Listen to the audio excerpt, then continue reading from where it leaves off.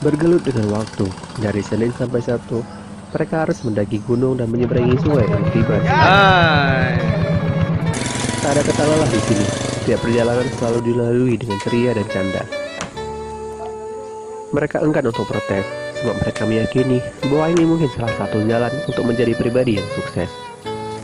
Serta ikhlas dan kerja keras akan menata masa depan yang lebih baik.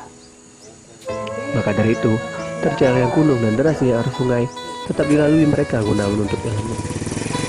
Itulah yang dirasakan anak-anak setelah Kecamatan Pangcernih, pedalaman Aceh Timur. Perjuangan anak-anak menghadapi rintangan untuk menuju sekolah banyak terjadi di daerah terpencil di wilayah Indonesia. Salah satunya daerah terpencil pedalaman Aceh Timur, Kecamatan Pangcernih.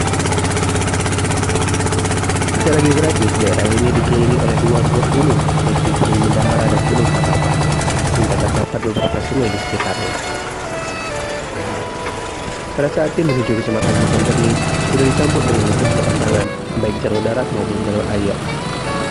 Di awal tim bergerak dari Kota Langka dengan menumpang kendaraan dinas camat yang sedang dalam perjalanan. Selama perjalanan beberapa kali kami dihadapkan dengan rintangan besar, yakni melewati jalan kepala. Jika saja supir tidak mahir dalam mengemudikan mobil double cabin yang kami tumpangi, kemungkinan kecelakaan akan terjadi. Namun anak-anak di sana kuat, tangguh, tegar, dan berusaha tidak bergerak. Walau gagahnya gunung harus mereka lakukan setiap hari, demi cita-cita dan mimpi, saya semangat dalam hati selalu pergi kembali. Kekurangan yang ada rasanya menjadi kelebihan mereka dibandingkan yang lain dalam merangkai masa depan. Setelah bersusah payah melewati jalanan yang berlumpur dengan berjalan kaki, mereka akan mengarungi arus derasnya sungai ditemani sampan dan rakit sebagai alat transportasi. Rakit hanya terdiri dari kayu gelondongan yang disusun sedemikian rupa. Untuk anak sekolahan, ini bisa dikatakan perjalanan yang mempertaruhkan nyawa. Jika disaksikan dengan kasat mata, jelas, sungguh berat perjuangan mereka demi mendapatkan pendidikan yang setara. Akan tetapi, mau tidak mau, ini semua harus dijalani dengan berusaha membiasakan diri. Berbeda dengan anak sekolah lainnya, anak-anak di Kecamatan Simpang Cernih setiap pagi harus bangun lebih awal. Di saat matahari belum sepenuhnya menyinari, mereka sudah mempersiapkan diri agar tepat waktu tiba di sekolah. Perjalanan ke sana memakan waktu setidaknya 1 sampai 1,5 jam. Namun pada saat musim hujan yang menyebabkan arus sungai menjadi deras, para orang tua kadangkala meliburkan mereka demi keselamatan jiwa. Jarak yang kini mereka tempuh dibandingkan dengan sebelumnya memang agak lebih dekat berkat pembangunan SD Batu Sumbang. Wardah Isabani, guru bakti di sana, menjelaskan bahwa pembangunan sekolah tersebut karena inisiatif dari beberapa tokoh. Hal ini untuk membantu anak-anak kecil agar tidak perlu lagi berjalan kaki melewati bukit terjal guna mencapai sekolah di kecamatan. Sekolah yang masih terdiri dari 3 lokal ini pun tanahnya masih belum lunas terbayar. Karena udah dibangun ya, yang kecil-kecil dari kelas 1 pindah ke sini terus. Karena kasihan Pak, kalau dari sini ke Timunya kan ada bukitnya di situ. Kasihan anaknya masih kecil-kecil jalan kaki. Iya. 3 ya? 3 kelas. 3, berarti Tapi cuma dipakai 2 kelas Pak. 2 kelas ya? Nah, kalau nanti sampai kelas 6 gimana? Kelasnya nggak ada? Mungkin digabung-gabung, ada masuk siang atau masuk pagi gitu. Oh gitu ya? Jamnya. Karena masalah tanahnya juga belum selesai, masih belum lunas gitu sama yang punya tanah. Jadi kelas ini kan cuma 2 kelas yang dipakai Pak. Kalau yang kelas 2 sama kelas 3 juga digabung. Ibu udah PNS? Belum ya? bakti. Masih bakti ya? Iya. Ahli dari sini. Ya orang. Guru PNS berapa orang? Belum ada Pak. Belum ada ya? Dalam masa kuliah. Oh, masih dalam masa kuliah. Terus yang kepala sekolah? Kepala sekolahnya di STNN. Oh, cuma 1 orang kepala sekolah ya?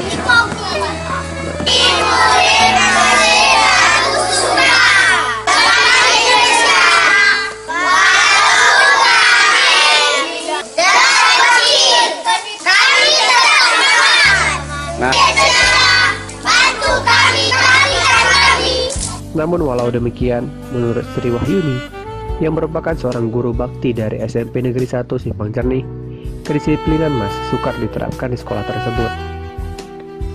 Anak muridnya yang berada di luar Simpang Cernih kebanyakan berjalan kaki dari rumahnya. Belum lagi harus mengantri dalam menaiki rakit untuk melakukan penyeberangan. Bagi Sri, kehadiran mereka di sekolah sudah cukup bersyukur. Kebetulan di sini kan Pak, kemungkinan kemungkinan kalau yang di Simpang Jernih insya Allah disiplin. Tapi kalau misalnya bagian kita kan nggak satu kampung aja di sini kan Pak. Ada Batu Sumbang, ada Pantai Kerah. Kebetulan orang itu jalan kaki Pak. Dari rumah itu sekitar 6:30. Kalau yang dari Pantai Kerah nunggu GT-nya lagi Pak. Berarti jadi kan kalau GT itu kan nunggu ngumpul dulu semua. Dari SD-nya, dari SMP-nya, SMK-nya baru bisa berangkat GT-nya. Apalagi dalam keadaan kayak gini kan kadang-kadang hujan, beceknya. Kondisi memprihatinkan seperti ini sudah berjalan bertahun-tahun. Akan tetapi, tahap demi tahap pemerintah daerah mengupayakan penyelesaian masalah besar ini sesuai dengan kemampuan daerah. jembatan ini pun dari 2013. Jembatan ini.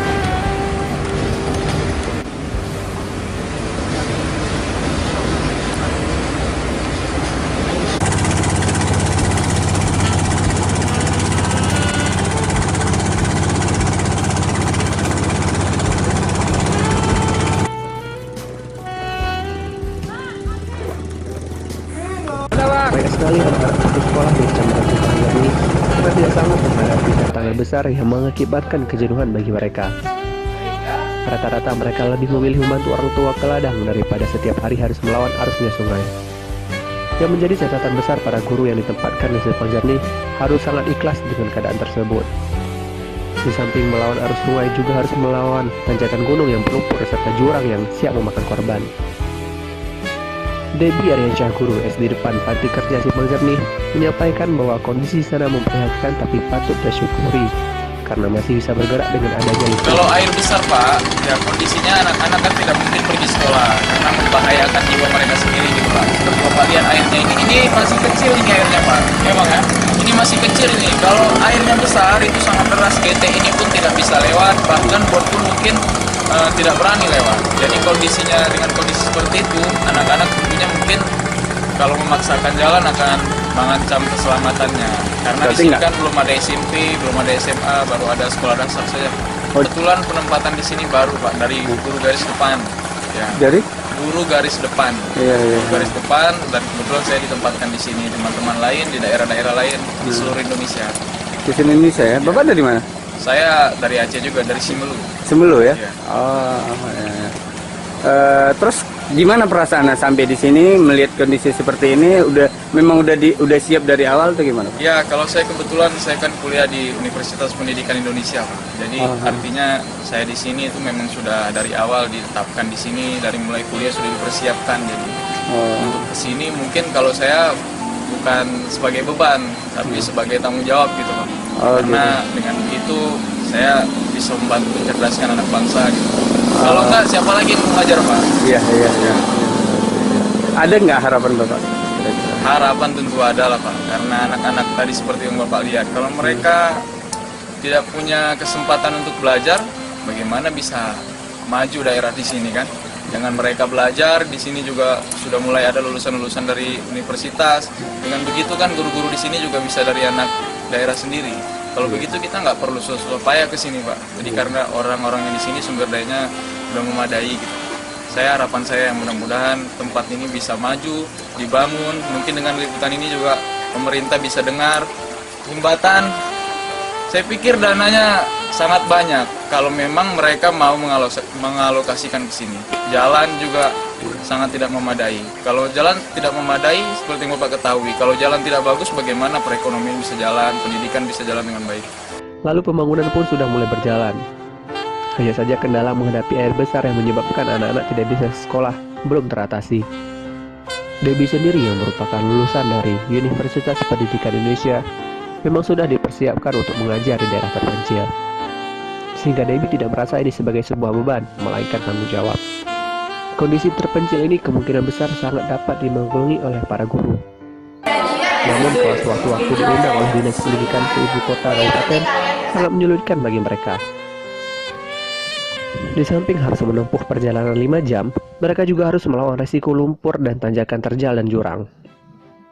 Kemudian mereka juga harus mempersiapkan dana ekstra untuk biaya transportasi dan penginapan di kota kabupaten. Tidak memungkinkan bagi mereka untuk pulang dan pergi di hari itu juga. Terlebih bagi guru wanita menempuh perjalanan malam di hutan simpang tersebut merupakan resiko yang sangat besar. Anggi Lilistiana, berpendapat bahwa jalan akses yang sangat memprihatinkan, tidak hanya untuk anak sekolah, namun juga bagi dirinya yang merupakan seorang guru bahasa Indonesia di SMP Negeri 1 Simpang Jernih. Selama 7 tahun mengajar, Anggi selalu mengalami kesulitan di saat harus ke kantor dinas untuk pelaporan, rapat, atau pelatihan. Jarak tempuh yang jauh menyebabkan para guru harus bersiap-siap 1 hari sebelumnya. Hal tersebut memberatkan ongkos yang mahal karena harus menyewa penginapan selama berada di sana. Ini sudah kurang lebih 7 tahun penempatan saya tahun 2010. Kebetulan langsung SK-nya memang di sini tempatkan di SMP Negeri 1 Simpang ini, sehingga saya mengambil keputusan untuk pindah dari sini. Perasaan saya pertama sekali kaget ya, kaget gak nyangka kalau ternyata ada gitu ya di atas gunung di pedesaan atau perkampungan yang banyak penduduknya ya, namun kondisinya mungkin memang masih belum terjamah. Oke, terus Jalannya masih kacau ya, jalannya parah itu kalau dikatakan datar atau tidak menanjak itu masih bisa ditoleransi saya rasa Pak ya, tapi ini gunung yang ditanjak gitu. Jadi memang permasalahannya memang jalan. Saya rasa kalau untuk daerah terpencil tuh permasalahannya di jalan atau transportasinya, karena nggak ada transportasi untuk menyikapinya itu ya. Kadang-kadang kita lihat saja dari tingkat kehadirannya, mereka rajin, saya rasa sudah bisa untuk dijadikan patokan ya, bahwa sebenarnya mereka bisa, cuman memang ada kondisi tertentu yang mereka sulit mengerti pelajaran. Jadi untuk itu kami memberikan seperti keringanan lah bagi mereka, diadakan bimbel, belajar. Untuk Miswar sendiri yang merupakan wakil kepala sekolah SMP Negeri 1 Simpang Jernih menyampaikan bahwa hal yang masih sulit diantisipasi adalah masalah buku pelajaran, di mana sekarang sudah harus menggunakan kurikulum 2013, sedangkan buku paket belum tersedia. Lalu daya serap siswa yang masih memerlukan interaksi sosial dan motivasi dari orang tua. Kita masih kategori terpencil ya. Nah, salah satu kategori terpencil itu adalah jarak dari kota yang jauh ya. Jadi kalau masalah kondisi kita di sini, kalau dari segi pembelajaran, alhamdulillah masih bisa kita antisipasi segala bentuk keterbatasan di sini. Karena paling keterbatasan di sini adalah kalau guru kita mencukupi, itu semuanya ada. Walaupun sebagian ada yang guru mata pelajaran lain latar belakangnya kita kasih mengajar pelajaran yang tidak sesuai dengan bidang studinya.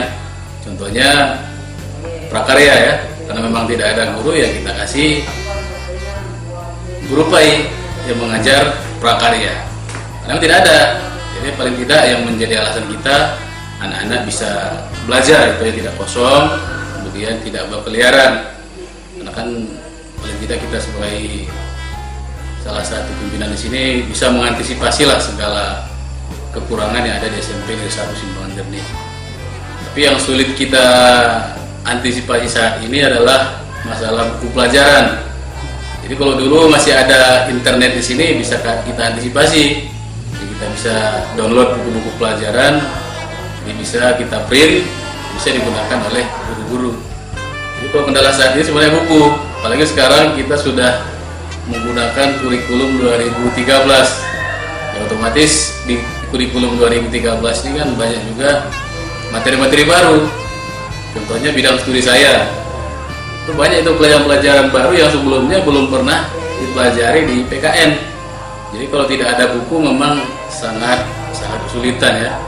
Jadi kalau memang dulu ada internet bisa kita antisipasi. Ini udah habis kontrak, ini sudah saya coba usulkan ke Pustekom, yang mudah-mudahan kalau direalisasikan kemudian diwujudkan, itu alhamdulillah bisa kita antisipasi segala kekurangan yang ada di sekolah kita ini. Misalnya masalah daya serap siswa ya, sebenarnya kalau kita bandingkan dengan yang ada di kota di bawah, ya mungkin karena memang kebiasaannya juga belum terbiasa dengan belajar yang keras gitu ya. Nah, kita di SMP ini kalau dibandingkan sekolah-sekolah lain kita cukup disiplin lah di sini. Artinya jam-jam kosong itu juga sangat payah di sini. Itu selalu ada yang mengisi karena memang gurunya pas. Jadi kode serapnya memang anak-anak di sini masih sangat kurang ya. Itulah memang kategori terpencil ini rata-rata siswanya seperti itu. Motivasi. Itu pernah saya coba kasih hafalan di rumah itu selama 1 minggu. Itu tidak ada yang bisa. Terus saya paksa di kelas selama 10 menit bisa. Nah, berarti kan masalah di sini sebenarnya bukan masalah daya tangkap anak-anak, Juga perhatian. nah, jadi motivasinya yang kurang. Mungkin disebabkan dorongan dari orang tua gitu, itu orang tuanya masih kurang. Kemudian ditunjang lagi dengan fasilitas-fasilitas kita pun belum memadai ya. Jalaluddin, Sekretaris Dinas Pendidikan Aceh Timur, berharap ke depan pemerintah dapat membantu menyediakan transportasi khusus para murid yang ada di Simpang Jernih, sehingga anak-anak bisa lebih lancar menuju ke sekolah. Itu sudah ada sekolah dasar 8 unit, sekolah menengah pertama negeri 2 unit, dan swasta 2 unit. Kemudian ada satu sekolah menengah kejuruan yang memang dibangun di tahun 2014 yang lalu, itu sekolah kejuruan. Sehingga isi sekolah sudah bagus semua karena sudah diperbaiki oleh pemerintah, baik oleh pemerintah pusat maupun pemerintah daerah, sehingga ke-8 unit sekolah menengah, sekolah dasar dan menengah pertama sudah bagus semuanya, walaupun itu daerah-daerah yang agak jauh dari ibu kota kabupaten. Itu juga dari segi tenaga pendidik, insya Allah di Kecamatan Simpang Jernih juga sudah memadai, walaupun di sana sini ada kekurangan guru-guru di bidang-bidang studi tertentu. Apalagi dalam 2 tahun terakhir ini oleh pemerintah pusat telah memberikan alokasi guru garis depan di Kabupaten Aceh Timur, dan ada beberapa orang guru juga telah kita tempatkan di Kecamatan Simpang Jernih, sehingga anak-anak di daerah tersebut bisa terlayani pendidikan. Juga yang menjadi persoalan karena memang itu daerah-daerah pegunungan yang dikelilingi oleh salah satu sungai Tamiang, itu terkait dengan masalah transportasi, sehingga anak-anak sekolah di tersebut menggunakan perahu dan kete untuk penyeberangan. Jadi oleh karena itu kita berharap kepada pemerintah untuk dapat melihat daerah-daerah tersebut bagaimana cara mengatasi persoalan tersebut, sehingga alat transportasi bisa diberikan kepada masyarakat setempat, sehingga dalam proses alat transportasi siswa bisa berjalan sesuai dengan harapan yang diharapkan oleh masyarakat setempat. Di samping itu juga kita berharap sama pemerintah untuk dapat membantu anak-anak sekolah di daerah tersebut terkait dengan alat transportasi, apakah itu dalam berbentuk perahu atau ketek, sehingga layanan pendidikan kepada masyarakat daerah terpencil bisa terlayani dengan bagus. Itu mungkin harapan dari sebagian masyarakat dan umumnya tokoh-tokoh masyarakat yang ada di Kecamatan Simpang Jernih. Di samping itu juga saya berharap pada para guru yang memang bertugas di daerah terpencil untuk dapat melaksanakan tugas dengan sebaik-baiknya, dengan sebuah keikhlasan jiwa, dan itu juga merupakan sebuah investasi modal kita untuk kita kembali ke akhirat. Itulah akan kita ambil posisi yang amat sangat luar biasa, karena guru adalah orang yang membuat manusia menjadi manusia yang lebih bagus dan lebih mulia. Jadi sekali lagi kepada para guru saya yang ada di jajaran Dinas Pendidikan dan Kebudayaan Aceh Timur, baik itu guru bakti, kontrak, daerah, dan guru pegawai negeri sipil, dan juga guru garis depan, untuk dapat melaksanakan tugas dengan sebaik-baiknya dengan menjaga kedisiplinan, sehingga mutu pendidikan di daerah terpencil juga bisa kita cekar dengan daerah-daerah lain yang ada di ibu kota kabupaten. Ya kendalanya itu Pak, kalau memang udah air ini banjir, Pak. Airnya banjir nggak bisa lewat, Pak, ya? Nggak bisa lewat.